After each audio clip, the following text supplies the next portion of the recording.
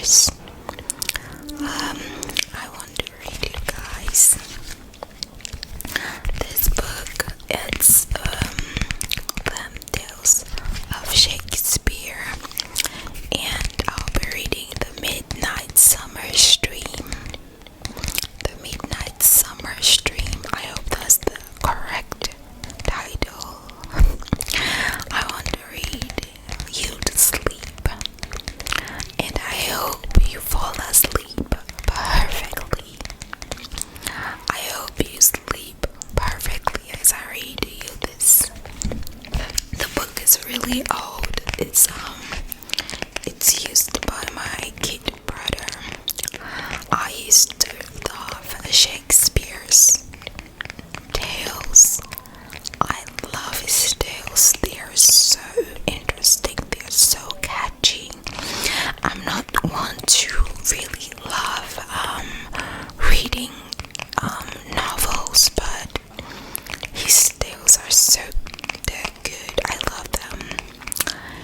And I don't know why I don't like reading tales, but I need to start reading. And stories in general, I find it difficult to complete, and I lose interest because of too many writings. I'm like a kid. I like to see like drawings. So anyway, so let me open to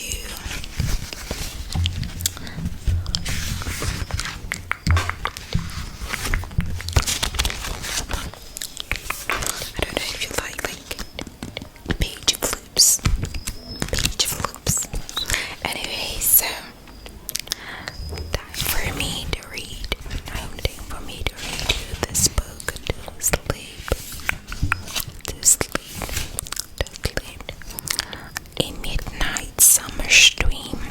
I don't know if I will finish this tale, but I hope I do. A long time ago, when there were still fairies in the world, there lived in the country of Greece a great and powerful duke called Theseus. In the town of Athens, where this duke ruled, there was a law that a father could choose the man his daughter must marry, and if she disobeyed him in this matter, she could be punished by death. One day, an angry man came to the duke's palace, bringing with him his beautiful daughter Hermia and two young men, Demetrius and Lysander. Hermia's father, Aegis, told the duke that he had come to explain about his daughters. He had come to complain about his daughter and to ask for the duke's support in accordance with the Athenian law. My noble lord, he said to the duke, this man Demetrius has my consent to marry my daughter. Then he pointed to Lysander, and my lord duke, this man Lysander has made my child love him. She says she will marry no one except him. If Hermia will not obey my wishes, I demand that she be killed according to the law of Athens. That is a very tough law. Theseus, I think many people will be dead if this law was being practiced in this modern day and age. I'm sure you guys should agree to this, right? Theseus was a kind and merciful man, and he tried to persuade Hermia to marry Demetrius as her father wished. Take your father's advice. Take your father's advice.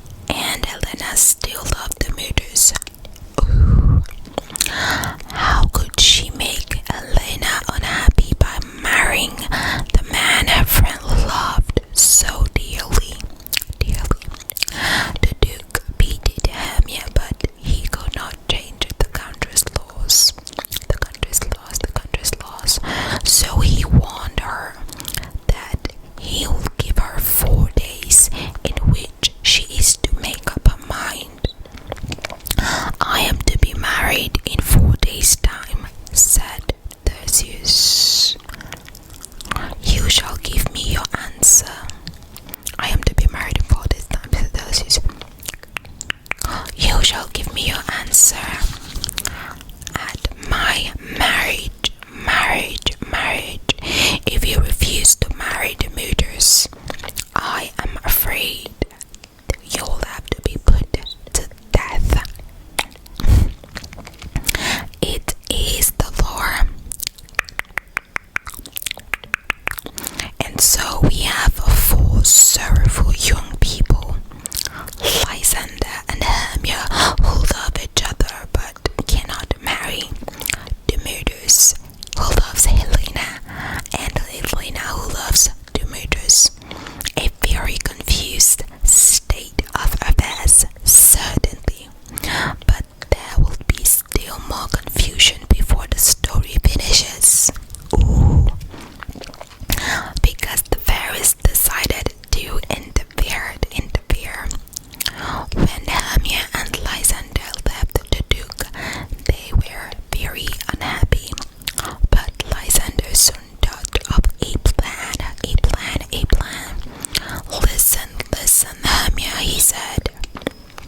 Listen, Hermia, he said. I have an aunt who lives some 20 miles from Athens. She loves me as if I were her own son. Do you remember that wood we once visited with Helena? Meet me there, and we will run away together to my aunt's house. Then we can marry and live in safety with her because she will be out of the reach of the Athenian law. Hermia was overjoyed.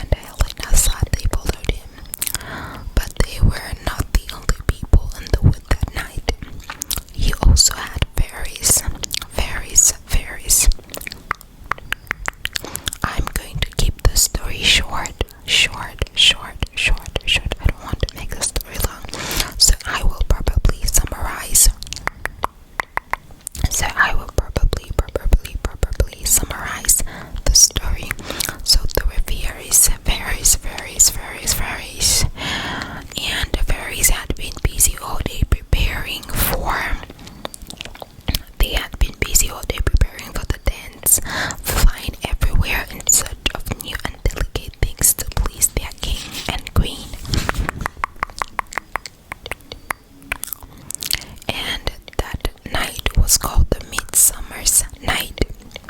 The fairy king and queen had quarreled, and it is Queen Titania and King Oberon. Queen Titania had stolen a little child, half fairy, half human, from an Indian king, and King Oberon wanted the child to be his servant. But Titania refused, and as such, this caused King Oberon to be angry. And he planned something horrible. Against Titania. So there was a fairy called Puck, or Robin Hood, or Robin Goodfellow, and he loved to make jokes and trickery. Puck was the happiest when he was playing jokes and tricks on people, and he was fond of doing that. And it was this little fairy who was Oberon's favorite. Puck was Oberon's favorite. So King Oberon said to Puck, "My gentle Puck, come here." He called. "Puck, fetch me that little bubble flower which people called love and idleness. Love and idleness, love and idleness. We will put the juice of this flower on Titania's sleeping eyes, that is the queen.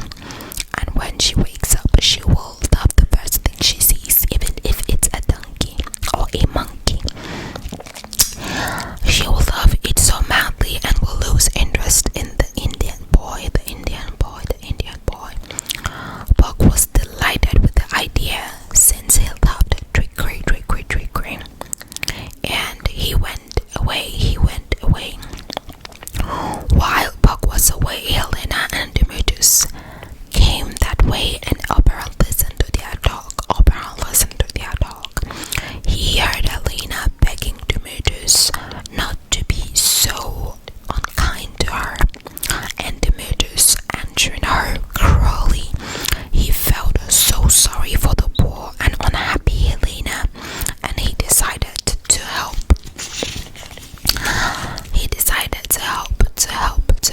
So Oberon told Puck to take some of the flowers and search the woods until he found Demetrius. He said Puck is going to notice Demetrius by the Athenian clothes that Demetrius wears. So he should wait until Demetrius falls asleep and then drop the juice into Demetrius' eyelids. On his eyelids, not into his eyelids, on his eyelids. Then when Demetrius wakes up and sees Helena, he will love her again. So Puck set off in search of the Demetrius, and Oberon went to the flowery wood where he knew Titania was sleeping. When he found Titania, King Oberon dropped this magic juice into her eyelid, on her eyelids. So whatever she woke up and saw her, she fell in love immediately. During this time, there were other people in the wood that night, in addition to the fairies and the four Athenians. We have Demetrius, we have Lysander, we have Helena, and we have Hermia. Some ordinary people, working people, were planning to act a drama at the Duke's palace for his marriage, and they had come to the wood to practice the play. And among these men was a fat, foolish fellow called Nick Bottom. He was foolish and he was ugly, according to the story. So Borg came upon these actors, and he stayed to watch the fun. Borg came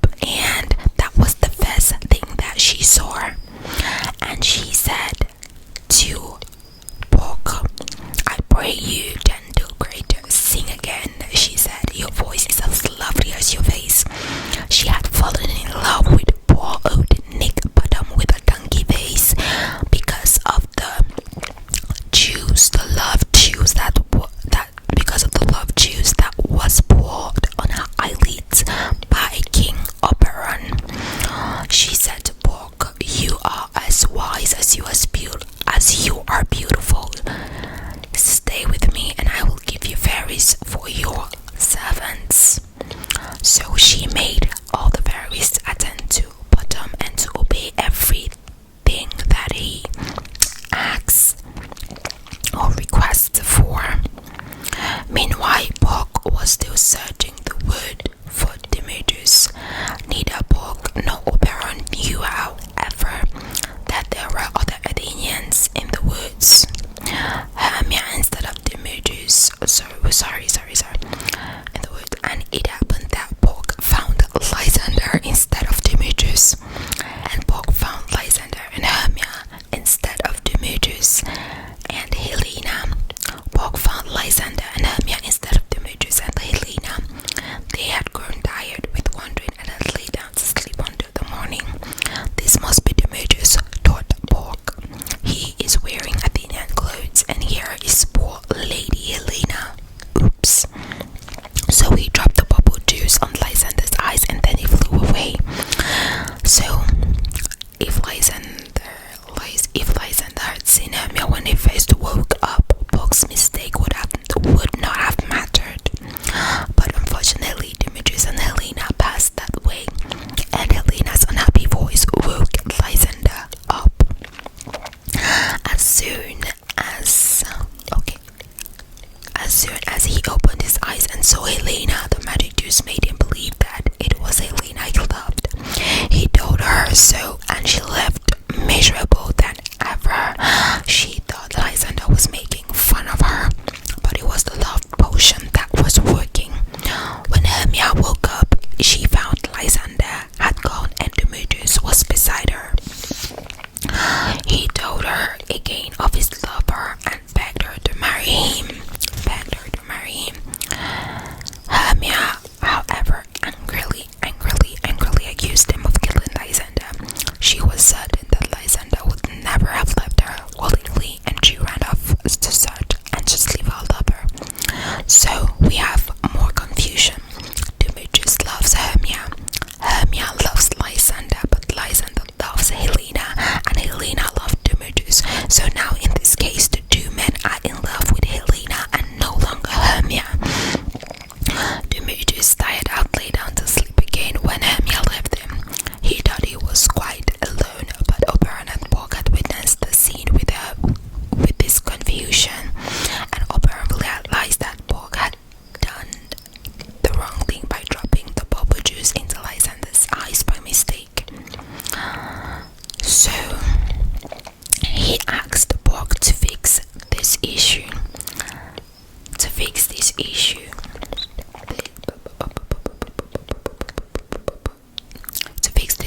He told Bog that with his magic he must make the night so dark that Demetrius and Lysander cannot find each other. He asked Bog to imitate their voices and call angrily first to Lysander, then to Demetrius, until they are tired of searching each other and lie down to sleep. Then take this second plant and drop the juice in Lysander's eyes. When he wakes up, the magic of love and idleness will have gone. He will love his Hermia again